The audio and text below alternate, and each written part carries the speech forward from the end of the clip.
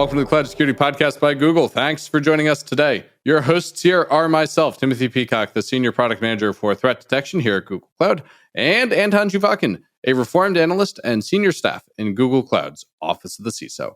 You can find and subscribe to this podcast wherever you get your podcasts, as well as at our website, cloud.withgoogle.com/cloudsecurity/podcast.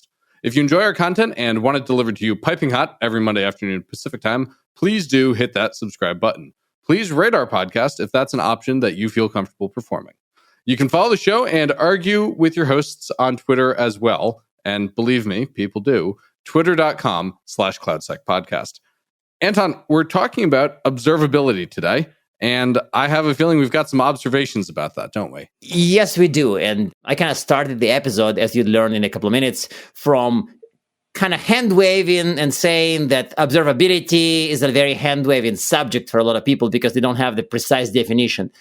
And then we kind of crafted the definition. So you'll see. We'll see. This episode also features one of my favorite recommended readings we've had on the show so far. It's not somebody citing the SRE book, listeners, so that's good. This one is very different. This one is sci-fi, right? Yes, correct. So this, we're kind of, it's almost like feels like a spoiler, but... Can we spoil our own show?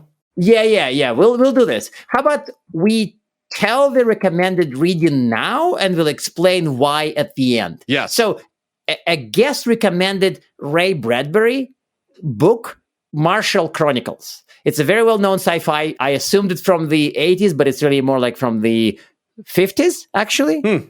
But why it's relevant for a cloud security podcast? And believe me, it is very relevant for a cloud security podcast. We'll leave that for the end, listeners. You will learn that at the very end. Well, with that, let's welcome today's guest.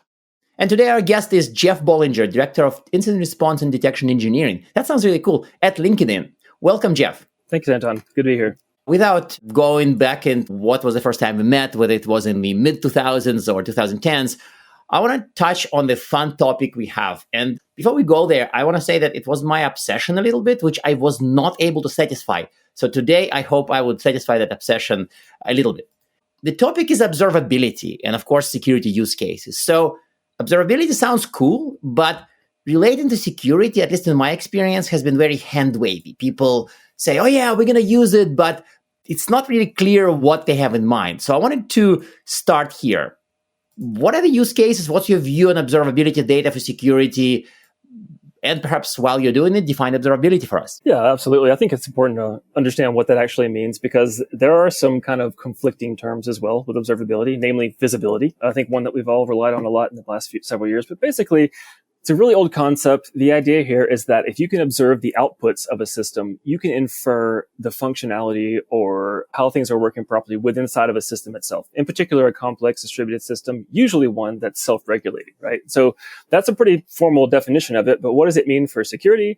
For me, what it actually means is when I say visibility, I'm able to say that I can see this bit of data. I can see this part of the network. But what observability gives me is it doesn't show me that something happened, but shows me context around how something happened, or even potentially why something happened. And for the context of IR, of course, those are critical pieces. That's ultimately what we're doing at the end of the day. But for me, that's the big key difference between visibility and observability is that observability gives us the opportunity to probe a little bit deeper to understand how something might have failed or been compromised.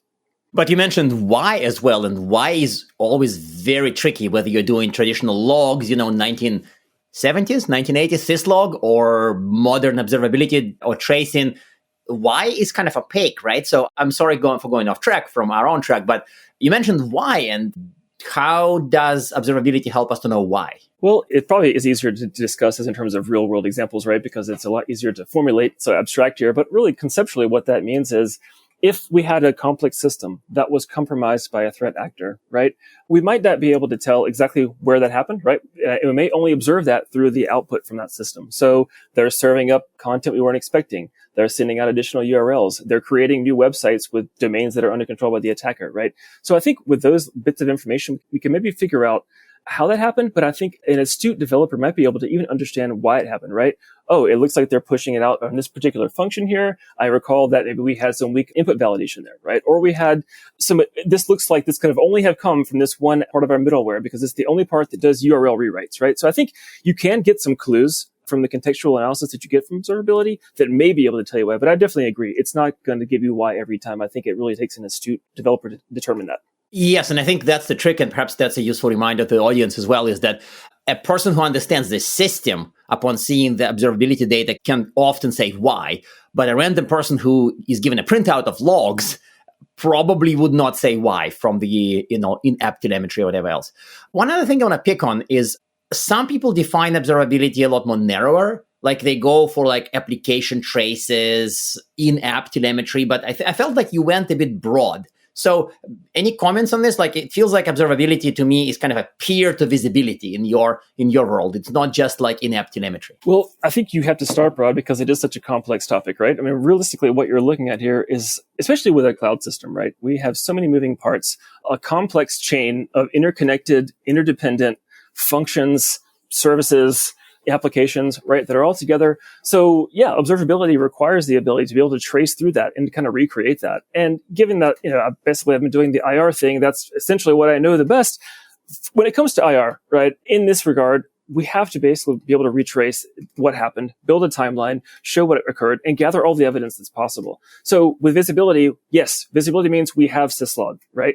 Observability means we have syslog from this host that runs this application, and they have this particular app log that always writes to this syslog facility, right? And we know that only this host does that. So getting down to that, you get more precise. So that's why I started off broad, but certainly you could look into it in terms of application tracing, and that's ultimately where you would go, right? Where did this identity interact with this API, which interacted with the following downstream services, right? There's definitely a piece for that, but I think generically, observability really just means the ability to get more information about what you're processing versus just that you knew something happened, right?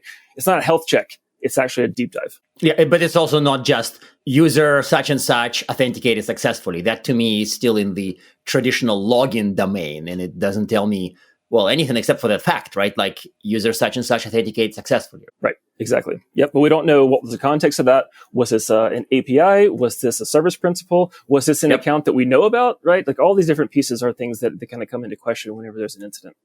And of course, you mentioned incidents in IR, and of course, to a very large extent, that you're of expertise, but I mentioned in your title that it's detection and response. And so are we applying this mostly for dig this stuff after it hits the fan, or are there more, I hate the word proactive. I'm not going to say proactive. More of a detection use case, like more detecting things as they happen, as opposed to digging through things after they happen. Yeah, that's a really good point, because I feel like that kind of gets glossed over quite often, right? It's like we have logs, so we're good. Well, did you actually do something with those logs, right? And also, these logs are really expensive. Should we really be, indexing this terabyte of data per day, right? Is it really making sense to us? I think that there's always a place in that for IR, right? Because you always want to know what happened after the fact. So there'll always be a reason to go back and dig through logs, whether that's cold storage, hot storage, however you decide to do it, there's always going to be a need for that. But on the detection engineering side, absolutely, because all detection engineering is, when you boil it down, is really setting traps, looking for signals, right? And essentially trying to get a certain condition triggered. So if we can take those signals from our observability pipeline, then absolutely we can do it. So if we expect to see a certain type of data being emitted or a certain format being emitted from our application, and that's somehow deviated, something's happened, right? And we might want to look into that. Maybe it was something in the build process, maybe it was something malicious, but the only way to know is to actually trigger on that and investigate into it.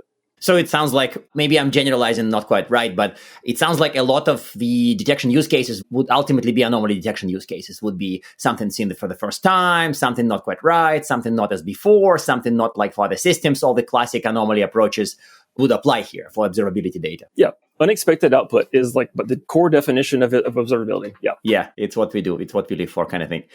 Okay, so I want to switch gears a little bit to the cloud because, hey, Cloud Security Podcast. By the way, there's a story about why our podcast is called Cloud Security Podcast, and I'm not telling the story on the air because it involves some administrative decisions here. But the idea is that in the cloud, some of the observability mechanisms are superior, while some others are challenged. So why don't we look at the network side first? So what can we do in this era of pervasive encryption, TLS 1.3? So what can we do? What can we do better in the cloud in terms of network observability? Yeah, it's a tough one for sure. But like anything, it really starts with a super strong foundation of really strong security architecture, right? And proper management planes, data planes, access planes, presentation layers, all of that complicated stuff that goes into building your cloud application is a critical component here, right? Because without that, we really don't even know where to look. And when you think about like traditional network monitoring, right? The terms we always used to use were choke point, right? North, south, whatever you want to call it, Yes. right? Where is the choke point in between two functions, right? Where is the north, south in between a database and middleware, right? You don't have these terms anymore. They're very antiquated. So in fact, some situations you may not even have access to the layer 3 aspects of networking in the cloud, right? So absolutely. But that said, it's not any different than the problems that we have had before, right? With TLS. So in particular, all traffic being encrypted, in particular, the best signal that we could get from a TLS stream, at least in 1.2 and earlier, is the client hello, right? And a bunch of other components that we can use for profiling. We still can do some profiling, right, with TLS 1.3, even though that's encrypted, because we can still run things like JA3. Yeah, but it's very shallow. Yeah, it can be done. And there are vendors who do it, but like they're shallow. But they're very shallow. Yeah, and you got to get lucky, right? I really don't think you have to know what you're looking for in that particular regard. So with that, I think there's some issues there. But I will say I've always been a huge fan of NetFlow or IPFix, whatever you want to call it, right? And NetFlow doesn't give you a full packet, right? It doesn't show you the contents of a payload, but it does give you a lot of metadata, right? It shows you the phone call and how long it lasted. And I think those bits of metadata are useful for people to build context and to do abstractions from that, right? So we may not have a smoking gun that says, yes, there was absolutely a malicious payload in this TLS encrypted packet, but we do have bits of metadata that we can tie together to build a case, right? That's the bits of evidence that we gather.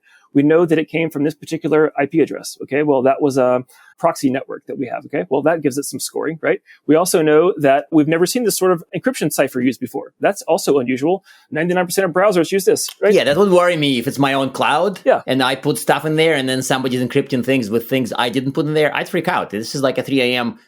Wake up kind of caliber event. Totally. For a lot of people. Yeah. And also, I should also say with networking, I mean, one of the other pieces that I think we tend to not think about a lot, at least in the context of cloud, is DNS, right? I mean, isn't the answer, it's always DNS, right? Is the answer, right? But when it comes to like observability and monitoring and building detections, right? I mean, you think about all the indicator feeds that people subscribe to or collect or input, right? A vast majority of the ones are DNS, right? And you can get that information from your cloud provider. So who you resolve for, what you resolve, who resolves something, right? These are all bits of information that even though the rest of the data in that stream are going to be encrypted, you still know some host names, right? You still have some indicators and pieces of information that you can use to build the story. So I don't think all is lost when we encrypt everything, but I also think that you have to think more creatively. One example I had was sort of a friendly argument I had with some friends yesterday, which was, is an S3 access log, is that a network level component or is it a storage level? Yeah, like a storage level or an access Yes. or an application log, right? And you think about it, someone connects to your bucket. I mean, they're connecting to it.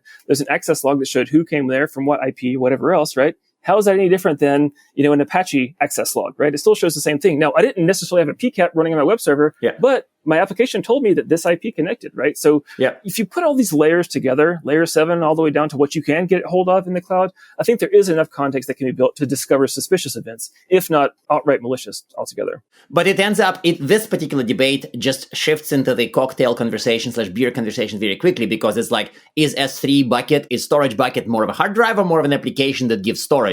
So that means, is it a network access or is it an application access?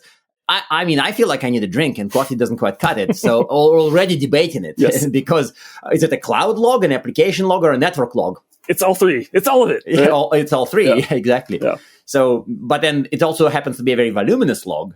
And if you're doing, here, people have a similar debate over, say, BigQuery logs, right? Like, would I tell you, hey, dude, just collect all BigQuery access logs in one place? Like, it's going to blow your mind and the budget, right, frankly. So, but are they useful? Sure, they're useful, but that's not the point here. And the same with storage buckets. That's right. And really isn't that what, in its essence, what we're trying to do with detection engineering is trying to find usable, useful components in our data sources, right? Because we know that when there's no attacks, 100% of the logs are fine, right? But when there are attacks, there could be 1% in there that you have to find. And I think that's the tricky part is, again, do we keep stuff offline for investigations later, or do we try to get out in front of it and look for things that we know of? And I also think that in the cloud environment and the way that we're pushing out software and doing deployments, right? I think there's also a lot of opportunity there as well. Like during the actual unit testing or acceptance testing, right? In those particular scenarios, there's opportunities there for checking for security components, right? And hey, we didn't expect this output. That's unusual. I think from there, we can also kind of go back a little bit in the process and get ourselves some telemetry before it gets encrypted, right? And I think that's something helpful as well. Right. And I think that's the chance to insert visibility components and judge the visibility components, observability traces before you deploy. So again, with modern cloud stacks, you can do it. With old world, it's like you get whatever application logs they put in there, right? And if they're in German and written in the 1980s, sorry. Yeah, it's like I'm remembering some nightmares about SAP log analysis. And so, yeah, this is kind of the story. But it kind of makes me nervous also as we think about it, because as people deploy SaaS, more software as a service, and if you build applications for others that are software as a service, you don't really have old style network monitoring or network observation, and you also don't have all that much of the endpoint observation. So where do you go? Like sometimes people on social media get in those, pretty vile debates over, I'm the EDR guy, you're the NDR guy, let's have a fight. But ultimately, in SaaS, both kind of have to die, right? Like maybe it's a very dark view, but how do you approach the software as a service land in this case? In my experience, the only thing that's worked so far up to this point has been focusing on the identity layer, right? Because really all you're doing there is, okay, this person who purports to be in my organization has now authenticated to this SaaS service, right? And now they're running reports in that SaaS service. Now, to be fair, a lot of the major SaaS platforms have tons of different options for securing access, right? Access control. Mm-hmm. They have various levels of system administrator, right?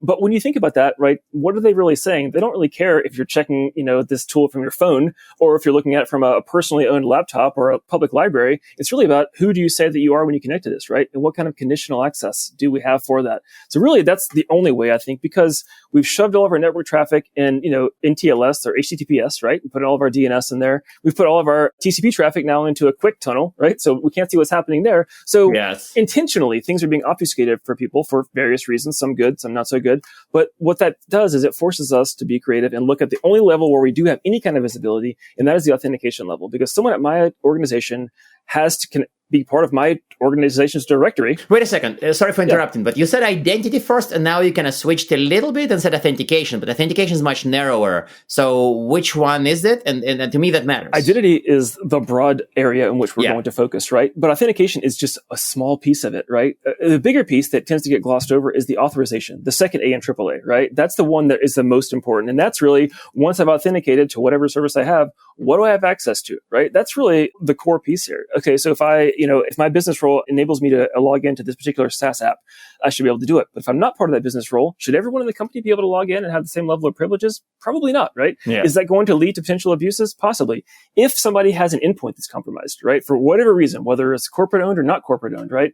And that entity attempts to authenticate to the SaaS service and then authorize to various services in there. If there's no additional policies that control that, then they're going to have ultimate access into there, right? So I think that's the big piece here is like, yes, arguably that is a broader area is identity, but really what we're focusing on is what do you have access to once you're authenticated? And also when you're authenticated, is it actually you or is it somebody else? Yes, and again, Tim and me try not to play too much of the zero trust drinking games because ultimately, well, for good reasons. But in this case, you do fit in kind of ZT style access, which provides logs in terms of who got access where did they do there. So it's sort of like if you marry the zero trust access principles with that type of telemetry, you will get useful data even without EDR and good traffic capture, right? And if you take a step back, right, and I hate to be so didactic here, right, but it always goes back to the threat modeling, right? That's what it always goes back to in this particular case. And so if you're worried about someone logging in and making changes to your payroll system, that sounds like an insider threat issue, right? And I think those are very difficult and have a whole different class of problems, right?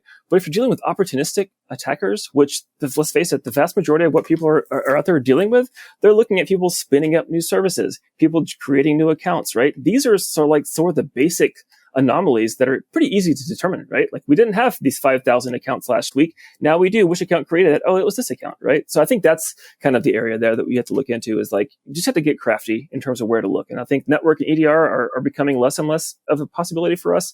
The only thing that's left is the identity space at this point. Yeah.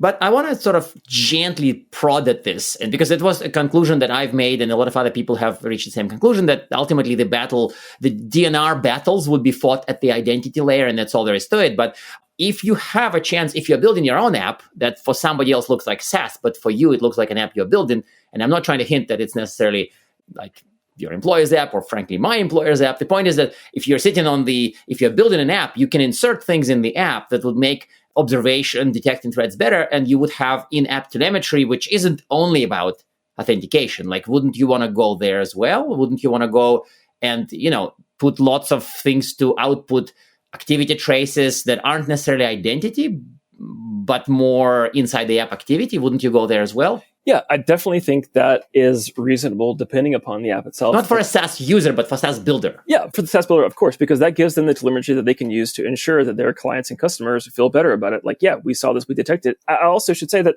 a large majority of the major SaaS platforms have their own IR teams dedicated to these platforms, right? Yes, so you do get course. some of that, and they have instrumented that. And in fact, I think largely where a lot of the really interesting work's happening in machine learning models are really on these platform apps, where they're looking at thousands and thousands and millions of queries per second, right? And kind of trying to sort those out and figure that out. You can't do that without having some sort of tracing inside of that. But I do think that we're blurring the lines a little bit here, because we can talk about that from a security infosec perspective or from the actual systems perspective, right? The availability. So yeah, arguably confidentiality, integrity, availability. Availability is a big part of both, right? But I do think that it's just a matter of how far you're willing to go for the monitoring. But also on the other side, I do think that instrumenting at the app layer is going to give you a lot more stats that your developers are going to need, and probably aren't going to be the top of mind for what your security staff is going to be doing unless they're dedicated to monitoring that app exclusively. That app. Yes, and this may be the juiciest line from the entire episode, well, apart from other stuff, of course, because ultimately, if you're instrumenting the app for output in telemetry, a vast majority of this would be used for operational purposes. But there would be some minority, or there would be some use cases that will be used for security. But you're also telling me, which I agree with, that the person doing this analysis will have to be an application expert in this application. Otherwise, no luck. I think so. Unless it's completely spoon-fed to you, I think it's really, because of observability, because of how complicated things are and interdependencies, right? Also, different code changes, right? I mean, people are constantly deploying, putting out new features. You have to be able to understand that. I think to understand, is this normal, expected, or is this just a new feature, right? So I definitely think there has to be some sort of context there in order to successfully do it. Okay, no, that does make sense. And I think that's probably it's not necessarily an illusion, because people who are showing up at your door and say, oh, just give me all the telemetry from inside your app and we'll just use it for DNR. And you'd be like, sorry, but you'd never figure it out. Right. Not because you're dumb, but because you don't have some of the context you have and the team that's building the app has. And a lot of this context is not externalized anywhere. Right. And in particular, I do think there's a slight difference. So I should say that I do think that there's the ability, if you have a tightly connected team, to get some usable data from those internal apps, right? I do think that's the case. Mm-hmm. Yes. But what I've run into problems in the past, like on the enterprise level, is, hey, here's a Tomcat debug, right? It's 5,000 lines of this Java, library entering memory. That doesn't really help me. I don't know that that's supposed to happen. I really don't know. I really don't care. Does that really show me anything? I think that's the difference there, is that if you do have a tight relationship and a strong objective to actually do the monitoring, I think you're going to get more than just debug logs and something that's actually usable. Right, but it's a lot trickier. And again, the other drinking game is, of course, saying DevSecOps or DevOpsSec. But in this case, it does imply that your teams deploying and building the app and teams securing the app are kind of the same team, and they're either married to each other or they're the same team. And then they can do it. Yeah. But if you have to email the friggin' log to somebody then who never met you, the chance of value, the chance of a detection of something useful is kind of low. Yeah. And one thing that our team has done here to kind of get around that problem is we've developed what we call it a security logging standard, right? And it's more than just a standard. It's also a guideline. It's also kind of a how-to. And that standard isn't just it basically, long story short, what it shows us is, here's what we want to be able to do. As an incident response team, we want to be able to piece together an incident, build a timeline, and recreate what happened based on signal and telemetry from your application, right? And so we provide that and then give them kind of a lot of leeway to do so, right? And how that actually is done. So at the end of the day, as long as it's a human readable output that we can parse and run against, I think it's okay. But in order to publish software at our company, you have to meet this pipeline, right? And part of the pipeline is, do you have logging? Does it meet the security logging standard? And if so, you get to deploy. If not, you need to go back to the drawing board and do whatever else. Now, that said, I won't say that 100% of the time we get really awesome, beautiful JSON that we can look at, right? We don't always get that, but at least we're getting the idea out there that not only should you care about building this in for your own own purposes, but also if something goes wrong, we want to be able to help you from a security perspective as well. So that's been pretty helpful. Do you guys plan to release or maybe show some of the maybe sanitized high-level version of this? Because I've seen some of these guides. Frankly, before I was an analyst, I've written some of those for clients when it was like authentication, authorization, changes, crashes, certain types of errors. Like at a high level, it feels kind of intuitive, but some of the stuff you can't give to a developer because if developer is not familiar what constitutes a security relevant change inside an app, that the log standard may not connect to him. So I'm really curious to see whether you have some kind of a clean, sanitized version of that, maybe without details, because it may help the industry, frankly, because some of these docs float around, but when they are high level, they sound like this: authentication, authorization, change, error, crash, resource issue. Like that's how mine sounded from 10 years ago. But a client saw the details, but the public saw only this list. And the list is kind of handy, but not hugely useful. Yeah. I think it's a good idea. I definitely think it's some worth it. I don't think there's anything in particular that's super unique to our environment that would make it not public worthy. But I think the question that I always come up with, and I think you totally nailed it, which is that sometimes you can't give developers a really ill-defined requirement. They want to know precisely, what is your story, right? What is your user story? How's this going to work? And you can't just say, I want to know how something happened, right? It's very difficult to do that. So there is some contextual components there, but there are some reusable bits that I think that can be broadcast across any application, any company. There's definitely some basic things that we've been following for a while. And I think definitely it's a worthwhile thing to put it out there. Yes, and it probably won't just be authentication. I'm pretty sure there's maybe up to a dozen things that I can port. Probably if more is better. Yeah, some things are mandatory, right? Like authentication is obviously a mandatory piece. There's others that I would say are a nice to have, right? And if your app is fully compliant, you'll have all these, but I think you can still deploy with just the basic requirements, but I would love to see all the rest, right? Otherwise, when something happens, we're going to be calling you up and saying, hey, what does this mean, right? So I think that it's in your best interest to give us the data. Perfect. So I want to ask, we have our traditional closing question, but I want to ask one more question if we have time. So sometimes the app is just complex. It's, as you mentioned, it's distributed. It's probably spread over multiple clouds and components and written by many people, sometimes hundreds of people. So any tips on dealing with like excessively complex apps? Like how do you decipher or how do you do DNR on an excessively complex app of that sort? Like, yeah. That is it. Your answer can be excessively complex. That's fine. Yeah. Well, okay. Let me just, that is a great question. And it's tough, right? Because you're totally right, especially that scenario you highlighted, right? Where it's going across maybe your own data center, multiple clouds, right? I think it does become really, really difficult. That's why I try to get that bit in about the architecture up front, right? Of a secure architecture, because if I say, for example, if I know that I have a really solid control plane, right? And I know what the access list is for that. So here's how you get in there. Here's how you do things. Here's what you can do. That makes it a little bit easier for me to understand what the capabilities actually are, right? So at least I can know where to start looking, because all of our apps live in the same environment with these same control planes, management planes, whatever else. If I can understand that and what are the access controls between the various levels there, who could have access to what, that does help me at least understand where to focus my efforts.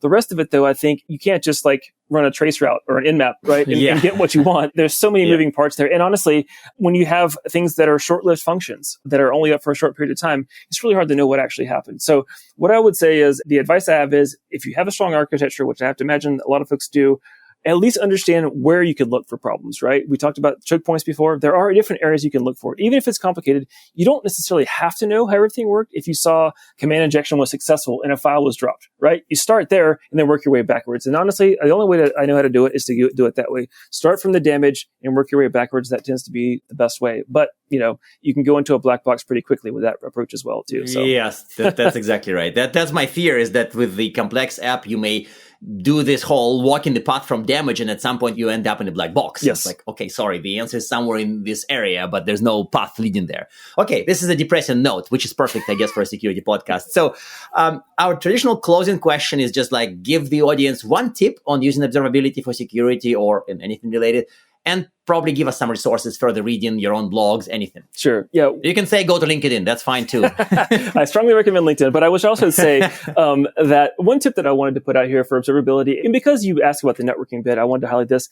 Something that's worked in the past really, really well, I mean, I would encourage folks to look into this, is often, an organization will be granted a series of net blocks, right? Or in a couple of ASNs, however many you have, whatever else. You can also have the same thing granted in your cloud services as well, right? In these environments, one of the things that we've found to be super valuable is if you have a subnet or an ASN that's, what we used to call darknet, right, is unallocated, no one's using it, no services there. If there are attempted scans, connections, probes to that network, you know that is not expected, right? It's an easy one, right? So having a reserved set of dark space that you can look for connections to that should never, ever happen is usually a really nice leading indicator that something bad is happening, in particular if it's coming from your network, right? But if it's coming from externally, it's a different story. But if it's coming from your network internally, someone is probing, looking to move laterally, right? So I would strongly recommend that from an observability perspective alone, just having some reserved stuff that you don't expect to be touched. When it does get touched, that's really weird. That's almost a really easy signal to do. So it's almost like this advice probably was first given, 20 years ago, but it aged really well. Yes. I've learned that myself, is that people may make snide remarks about it because, hey, what is this 1990 stuff? But it works today in modern environments. And so I definitely second this advice. Any further reading? Links? Anything? I wanted to, because we got a little bit into how do we deal with endpoints and user privacy and all that kind of components. I don't want to be that guy, but I am going to say that there's two technical things. I don't read a lot of tech blogs, but there are two things that I would love folks to read after this and can think about it. Number one, RFC 7258, pervasive monitoring is an attack. I think you'll find that to be a fascinating read if you haven't already read that. And it does relate a lot to how we do observability and monitoring. Secondly, RFC 8890. The internet is for end users. It's a very philosophical approach from the IETF, right? But I definitely think it's a really interesting one. And I think it's something that we could be thinking about as security practitioners in terms of, at one point, the internet was meant for this class of people. Today, it's a different class of people. And that totally changes how we do monitoring. So there's that. And then finally, on the last reading recommendation is my son and I have been reading Ray Bradbury, Martian Chronicles, which is a fantastic read. It's basically a series of short stories. Essentially, it's a really prescient view into attempting to settle on other planets. And I thought it was pretty close to the cloud, right? Because people are trying to move from one environment to the other one, to a newer one, thinking that it's going to be better, but they bring their same old habits with them, the same old ideas and the same problems. And as you see, space exploration is exciting, but it can be also very deadly. So anyway. This is actually super valuable. And I think Tim would have loved to hear it, because reading Ray Bradbury, flying to Mars is kind of like cloud migration for a lot of people. So it's now stuck in my head and I just can't get it out. And I think a lot of the mistakes I've seen people do with cloud migration would be explained if they were traveling to Mars. Exactly. So that's, thank you very much, Jeff. That's hugely appreciated. Thanks for your time. Thank you. Appreciate it. And now we are at time. Thank you very much for listening and of course for subscribing. You can find this podcast at Google Podcasts, Apple Podcasts, Spotify, or wherever else you get your podcasts. Also, you can find us at our website, cloud.withgoogle.com/cloudsecurity/podcast. Please subscribe so that you don't miss episodes. You can follow us on Twitter, twitter.com/cloudsecpodcast. Your hosts are also on Twitter at Anton_Chuvakin and _Tim Pico. Tweet at us, email us, argue with us, and if you like or hate what we hear, we can invite you to the next episode. See you on the next Cloud Security Podcast episode.